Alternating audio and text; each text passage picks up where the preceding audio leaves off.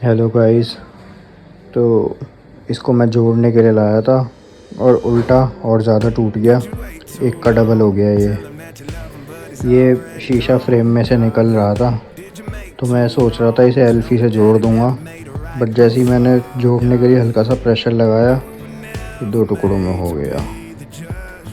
कोई नहीं, अब नए मंगाएंगे।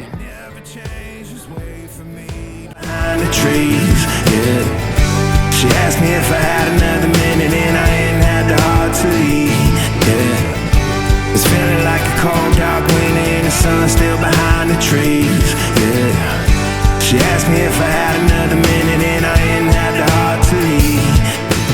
One day I'll be everything you ever wanted.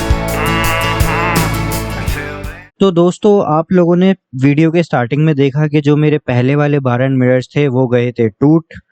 तो मैंने मंगाए हैं ये नए बार एंड मिरर्स स्पॉटिफाई से, और इस वेबसाइट से मैंने पहली बार कुछ मंगाया है। तो अभी अनबॉक्सिंग करके देखते हैं कि कैसी इसकी क्वालिटी है और कैसा प्रोडक्ट है ये। और इसका जो MRP है, जो मेरे को प्राइस पड़ा है, वो पड़ा है 1399।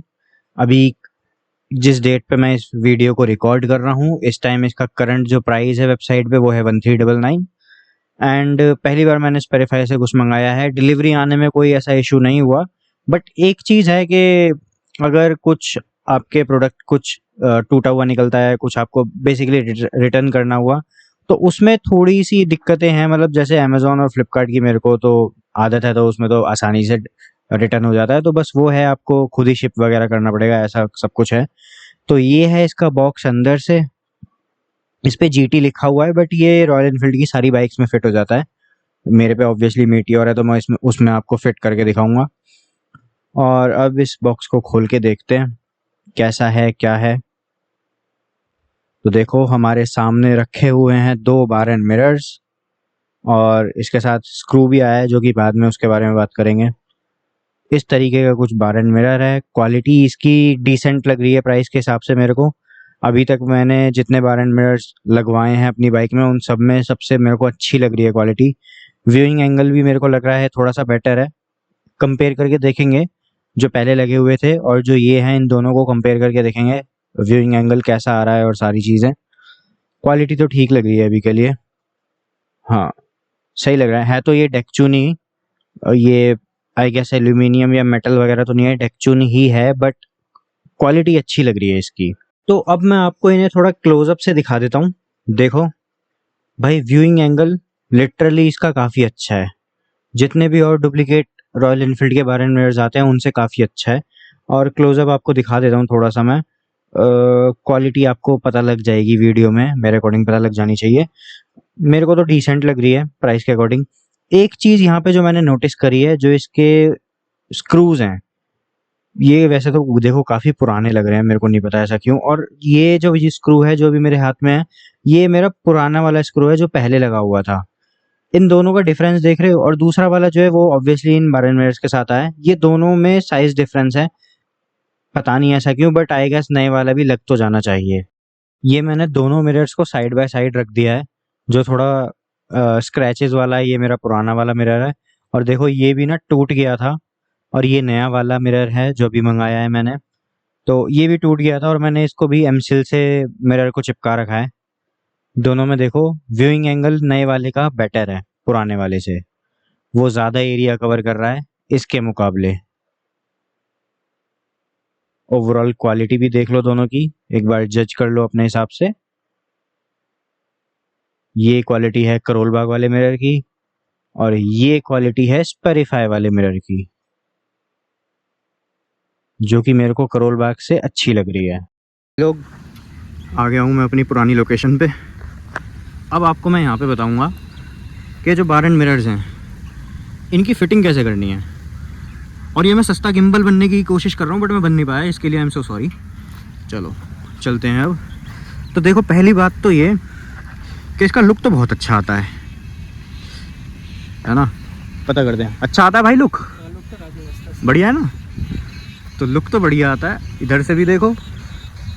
और अगेन सस्ता गिम्बल बनने की कोशिश नाकाम होती हुई, इधर से भी देखो।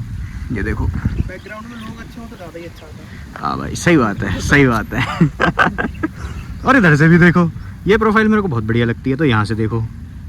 ठीक है, अब बात करते हैं इनको इंस्टॉल कैसे करना है। देखो कोई बहुत बड़ी रॉकेट साइंस नहीं है, घर में बैठे आराम से कर सकते हो।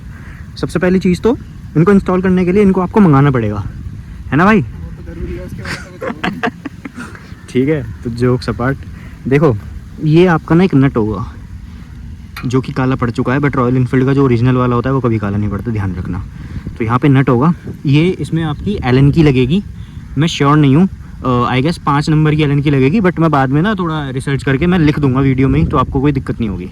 तो 5 नंबर की एलन की जो कि हमारे टूल किट में रॉयल इनफील्ड नहीं देता है। मेरे को यही बहुत बड़ी डिसअपॉइंटमेंट थी। ठीक है, मैंने इसको सेंटर में कर दिया, अब देखो ये है। मेरे को यही बहुत बड़ी डिसअपॉइंटमेंट थी कि भाई रॉयल इनफील्ड ये वाली इस साइज़ की एलन की टूल किट में ही नहीं देता है। तो इसको आपको एक जगह से ख़रीदना पड़ेगा, जिसको हम कहते हैं हार्डवेयर की शॉप, या फिर ऑनलाइन वगैरह देख सकते हो आप, मंगा लेना, काम आती है। तो ये आप अपने टूल किट में रख लेना। सबसे पहले आपको ये खोलना है। इसको खोलने के बाद ये जो देख रहे हो आप, ये पार्ट, इसको हम कहते हैं वेट। ये आपका बाहर आ जाएगा, उस स्क्रू को निकाल देना और इस वेट को बाहर निकाल देना।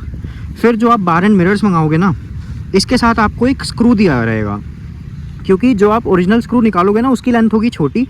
अब यहाँ पे इन दोनों के बीच में, क्योंकि ये बार एंड मिरर आ गया, तो आपको थोड़ा लंबा स्क्रू चाहिए होगा, तो वो आपको बार एंड मिरर के बॉक्स में साथ मिलेगा। सब कुछ निकाल दिया, फिर आप बार एंड मिरर अपना प्लेस करना है यहाँ पे।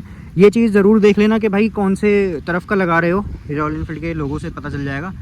और अगर नीचे करके लगाना है तो नीचे करके भी लगा सकते हो, बट मेरा वो ये है कि नीचे करके लगाओगे तो वो टैंक पे टच होता है हैंडल मोड़ने पे, इसलिए मैंने नहीं लगा रखा। और ऊपर करके मेरे को लुक ज़्यादा अच्छा लगता है, to be very honest. Focus हो गया फोकस। ठीक है, तो ये सब कर दिया, यहाँ पे ये लगाया, फिर अपना ये वेट लगा देना, और जो बार एंड मिरर के साथ जो स्क्रू आया है वो यहाँ लगा के टाइट कर देना अच्छे से। ओवर टाइट मत करना वरना दिक्कत आ जाएगी, तो अच्छे से टाइट कर देना। और एक चीज़ और, यहाँ पे ना इसको थोड़े थोड़े टाइम में ना WD-40 डाल के इसको खोलते रहना, क्योंकि जो पिछला वाला मैंने लगा रखा था ना उसमें क्या प्रॉब्लम हुई थी, मैंने कभी खोला नहीं था और उसको खोलने में फिर बहुत दिक्कत हुई थी। तो ये चीज़ नोट करना, क्योंकि ये रॉयल इनफील्ड का ओरिजिनल दिया तो इसमें जंग लग जाता है पानी से। ठीक है, अब इधर भी लगा देना और दूसरी तरफ भी ये सेम प्रोसेस से लगा देना। ठीक है, आपने अब दोनों लगा दिए। अब आपको क्या करना है वो मैं आगे बताता हूँ। तो अब आपने इनको यहाँ पे फिक्स तो कर दिया, अब आगे क्या करना है वो मैं बताता हूँ। सबसे पहले बाइक पे इसी तरीके से बैठ जाना और अपने हिसाब से इन दोनों को यहाँ से आपको ये यहाँ से ना लूज़ रहेंगे अभी, तो इनको आपको एडजस्ट करना है। ये चीज़ को पहले ये पकड़ के ऊपर नीचे करना, दोनों को सेम उस पर एडजस्ट करके ये जो स्क्रू है यहाँ पे, ये वाला स्क्रू, इसको फिर टाइट कर देना, तो ये यहीं पे फिक्स हो जाएगा। यहाँ से फिर ये ऊपर नीचे नहीं होएगा। ध्यान रखना, जो ऊपर नीचे वाला केस है वो इस वाले स्क्रू का पॉइंट नहीं है, इस वाले स्क्रू का पॉइंट है। ये टाइट करोगे तो वो फिक्स हो जाएगा, बस इतना सा पॉइंट है। फिर अपने हिसाब से मिरर्स को एडजस्ट करना है। बिल्कुल देखो ऐसे ऊपर नीचे आगे पीछे दाएँ बाएँ हर तरफ हो जाते हैं, अपने हिसाब से इनको एडजस्ट करना। बाकी काम आपका समाप्त, आपका इंस्टॉलेशन हो गया है और आपका इंस्टॉलेशन चार्ज भी बच गया है। तो भाई मैं आ गया हूँ टेस्टिंग करने इनकी। ये देखो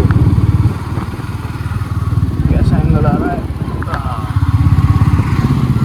थोड़ा ट्रैफिक है बट ठीक है, इस रोड पे होता नहीं है वैसे। तो अब देखो व्यूइंग एंगल तो इनका ना काफ़ी बढ़िया है। जो करोड़ बाग वाले में लाया था पिछली बार, मैंने करोड़ बाग वाले लगवा रखे थे, उनसे व्यूइंग एंगल इसका काफ़ी अच्छा है, काफ़ी ज़्यादा एरिया कवर कर लेते हैं ये। और क्वालिटी भी इसकी थोड़ी सी उनसे बेटर है, मैं बहुत ज़्यादा बेटर नहीं बोलूँगा बट थोड़ी सी बेटर है। तो भाई क्वालिटी इनकी काफ़ी सही है, जिस प्राइस पॉइंट पे ये आ रहे हैं ना उसके हिसाब से काफ़ी बढ़िया क्वालिटी है। मैं बिल्कुल रिकमेंड नहीं करता कि भाई रॉयल इनफील्ड के ओरिजिनल लगवाओ, क्योंकि ऐसा कुछ खास वो दे नहीं रहे हैं, वो भी सिंपल एक बार एंड मिरर्स ही हैं। हाँ उनकी क्वालिटी एकदम टॉप नॉच हो सकती है, बट कुछ टाइम बाद ना शीशे पे स्क्रैच आ जाते हैं, और 7-8 हज़ार रुपये खर्च करने के बाद शीशे पे स्क्रैच आ जाए कुछ साल बाद 2 साल बाद, तो बहुत ज़्यादा चुभता है। इसमें अगर ये कुछ टाइम बाद स्क्रैच आ जाएंगे, बिल्कुल दिखना बंद हो जाएगा, तो मैं ईजिली इनको चेंज करा सकता हूँ, है ना। इतना बड़ा अमाउंट नहीं है, तो वो मेरे को चुभेगा नहीं, तो काफ़ी सही है। और इनको लगाने के बाद मैं ट्रिप भी करके आ चुका हूँ जिसकी वीडियोज़ आगे आएंगी, तो मैं उसके बेसिस पे भी इसका रिव्यू दे रहा हूँ। भाई बेस्ट है, अगर आपको बार एंड मिरर्स लगवाने हैं ना तो करोलबाग वाले बार एंड मिरर्स को छोड़ के इन्हें मंगाओ, ये बहुत बढ़िया है। मैंने करोलबाग वाले कम से कम 3 से 4 पेयर मैंने टेस्ट कर रखे हैं पहले अलग अलग शॉप से, उनमें सबसे बेस्ट यही निकले हैं। देखो जी, अनबॉक्सिंग हो गई, इंस्टॉलेशन हो गया, रिव्यू भी हो गया। अब क्या बचा है इसमें? अब अगर आपको बार एंड मिरर लेने हैं तो मैं यही रिकमेंड करूँगा कि ये वाले आप ट्राई कर सकते हो, कोई पेड प्रमोशन नहीं है। जस्ट कि मैंने यूज़ करा तो मैं अपना पर्सपेक्टिव आपको बता रहा हूँ। मार्केट में घूमने से बढ़िया है कि आप इन्हें ट्राई करके देखो। मैं भी क्योंकि पहले बहुत घूम चुका हूँ यार, कसम से बता रहा हूँ, पूरे करोलबाग में इतने घटिया बार एंड मिरर मिलेंगे ना, और उनको एल्यूमिनियम पता नहीं क्या क्या बोल के बेचते हैं, सब डेकचून है। ये भी डेकचून है बट इसकी क्वालिटी थोड़ी उनसे बेटर है, ठीक है। तो इसी नोट पे इस वीडियो को करते हैं एंड, और मैं मिलता हूँ आपसे किसी और वीडियो में। Bye bye.